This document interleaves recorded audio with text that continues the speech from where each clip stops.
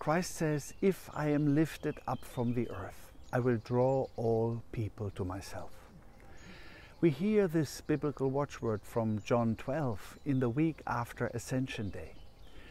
What does exaltation mean? What does the ascension of Christ mean?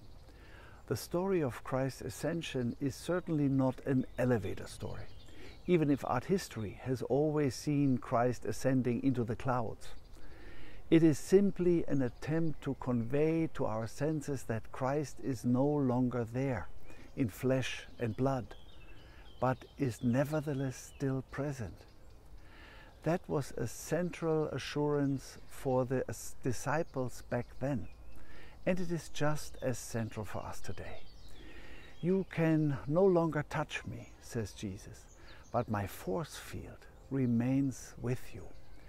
And I will not stop drawing you into this force field in the future either."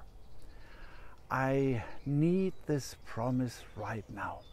It is so difficult for me to bear the bad news coming from the world. Russia is advancing on Kharkiv in its immoral war of aggression. And I think of Pavlo Schwarz, the bishop of our Ukrainian Lutheran partner church, who has his headquarters there, and with whom I've always been in contact. And the Israeli army is now really starting its offensive on Rafah, despite warnings from all over the world of a humanitarian catastrophe.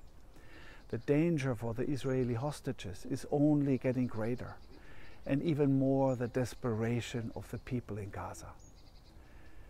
"When I am lifted up from the earth, I will draw all people to myself." That this will come true is a desperate hope for me these days. But I'm holding on to it. Go blessed and guarded by God into this week.